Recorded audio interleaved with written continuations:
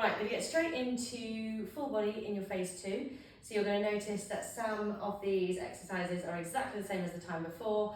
Maybe they're in a different order or they're slightly progressed. I've got my workout here, so let's get going. So the first exercise is deadlifts, as it was last time. The reason this is in the beginning of it is because it's quite taxing on the body. We want to put it first because it's the most difficult one. If you're in the gym, I want you to use either a hex bar, which is the hexagon shaped bar, and you can hold on to the sides to do your deadlifts, or an Olympic barbell, or just a regular barbell. And I also, if you are doing that and you are going heavy, I don't want you then to do the second part of the superset. I want you to rest for a minute to a minute and a half and go that way and progress and lift heavier. But for those at home, exercise 1 is deadlifts again. So this is exactly the same as phase 1. So we're going to do it side on.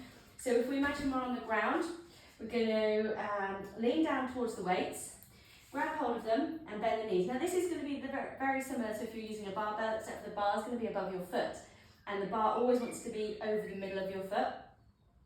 So you're going to grab hold of it and then you're going to sit your bottom back and lift your chest.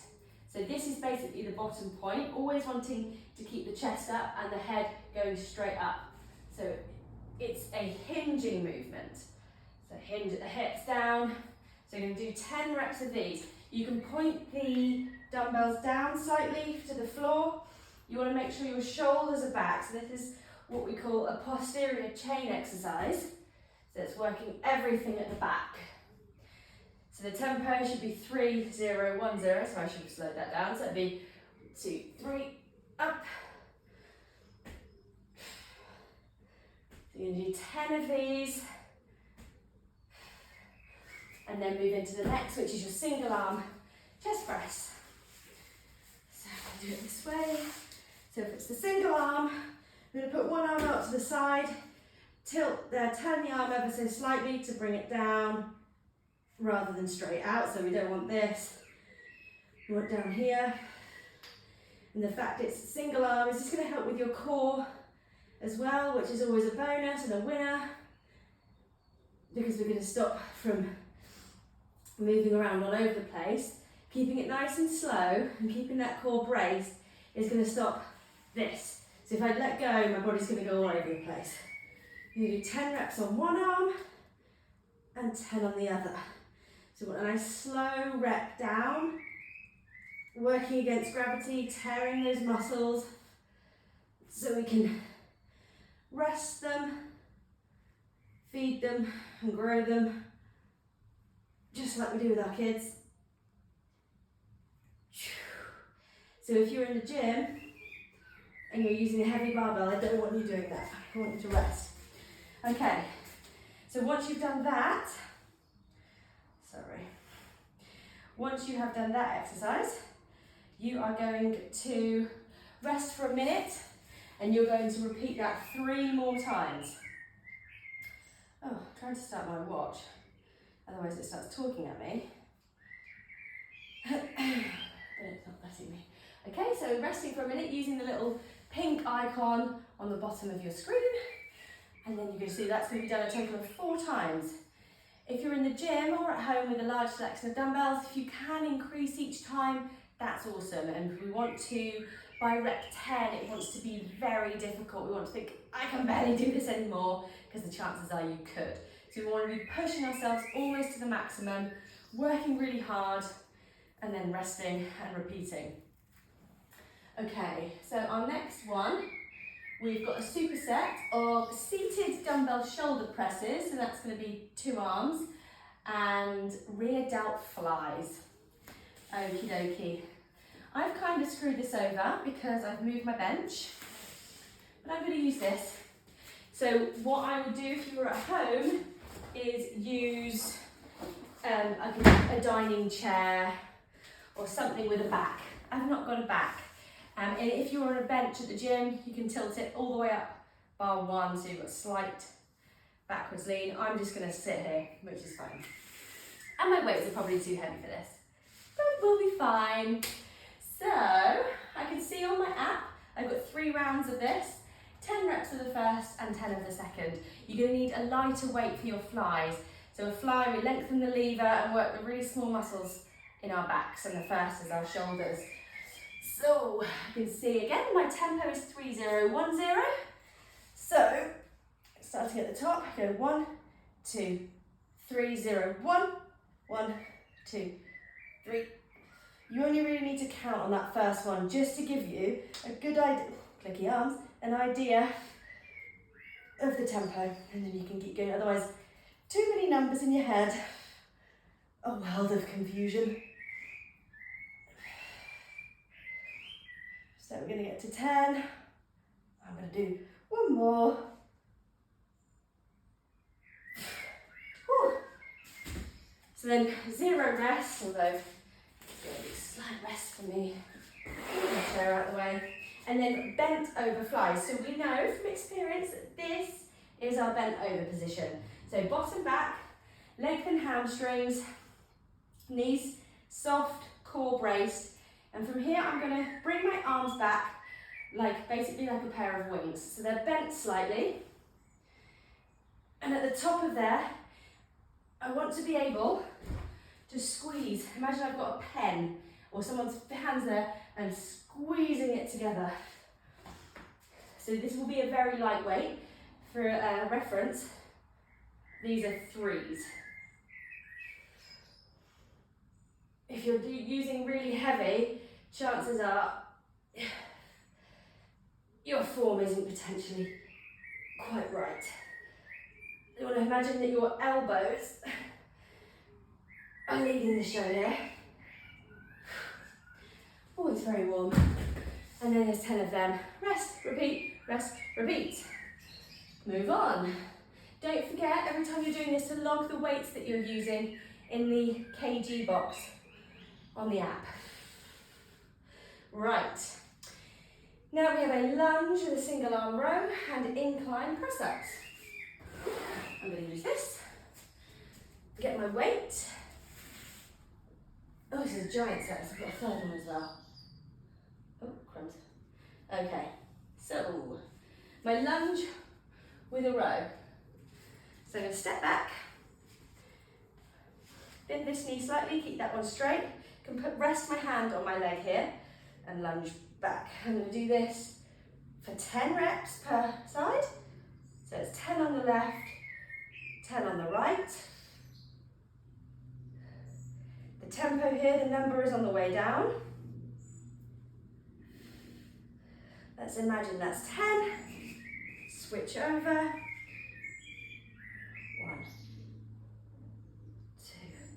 And when you bring that arm back, I want you to make sure that your elbows are really close to your torso and your elbow is going to the back of the room rather than the roof. You're squeezing between those shoulder blades at the top. 10. What can I say it was? Then incline press-ups. This is a great one to practice even if you can do them on your toes. So, toes or knees, but from here, as long as you're holding onto a sturdy thing, or you can even do this against a wall, you're going to bring your elbows down and in between. So you want your elbows, when they come down, to be about here. So not here, because that would be really difficult. It's a tricep press up, or here is not really working anything at all. So I'm going to go down, squeeze between the boobs for up. So lengthen, shorten. 3, 4, 5, 6. If you can do 10 of these on an incline, on your toes on day 1 of this, remove the incline or do as many reps as possible, even if that's like 20, or you just do it from your toes. So that's the incline press-ups, done 10 of those. Then I'm going on to alternating dumbbell lunges. That's going to be forward lunges. I've got 10 reps, so that's going to be 10 reps each side. Nice, fairly wide stance. I don't want to have my feet together, about the width of my hips. And go down, knee to the ground, push off with that front leg. You can see on my notes, it says if possible, add a deficit. So that's going to mean standing on something with this back foot. And so as you come down, you've got more range to cover. But your knee wants to still touch the ground. I'll show you that in just a sec. You want to keep that core braced, head up, body up and nice and full, keeping the dumbbells framing the knee. So do 10 each side and rest. So when I say from a deficit, if you're in a gym, you want to be going from something like this. I'm just going to hopefully show you why. If you can see, it's very hot in here. If I'm doing it from the floor, and I'm going down here, that's my range, that's all I can do. Whereas if I'm coming from here, it's a lot bigger, but it only works if my knee comes to below here. If my knee goes there, I might as well just do it without. So you can go down, switch, or you can do one leg than the other. But if you're at home, you could use something like a book, anything sturdy. If it's going to slip all over the place, don't worry about it. Keep yourself safe. Okay, right. So that one is repeated 2 more times, so 3 times in total. And now we get to the finisher. So we've got 30 inchworms, 20 narrow to wide or sumo squat, 10 burpees, 30 squat floor touches, 20 mountain climbers, 10 lying toe touches. So let's just demonstrate each one. So an inchworm is standing nice and tall, hands to the ground, walking out into a plank. And up here, and it this way. So walking down into that plank, hold it for a second, and back up again.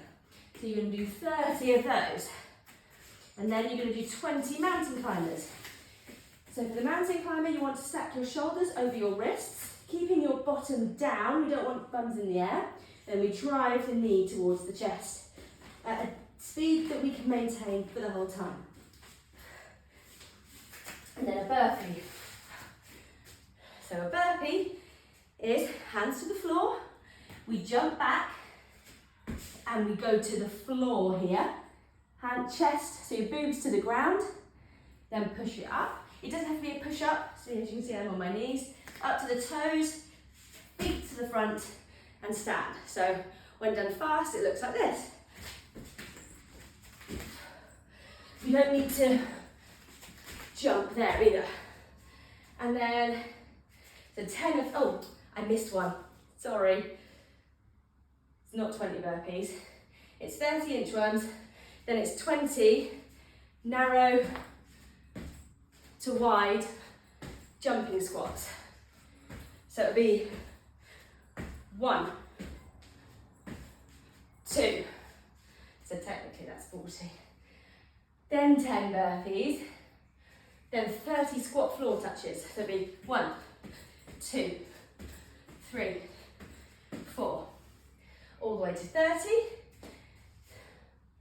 Oh, sorry, I read mountain climbers. You're probably going to be very confused now. Now it's 20 mountain climbers. So again, 1, 2, 3, 4, and then lying toe touches, which is to the ground. You can add a dumbbell if you want, but you're probably not going to need to. Up, crunch up, and down, up and down. So to qualify, to confirm, we have 30 inchworms. We have 20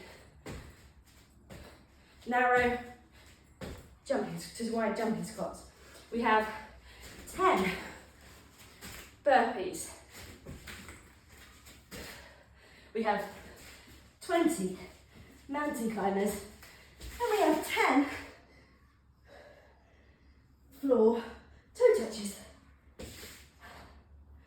And that's it. And maybe you'll be as sweaty as this. I don't know if you can see, but I've been moving for 10 minutes and I am dripping. So there we have it. Phase 2, full body number 1, done.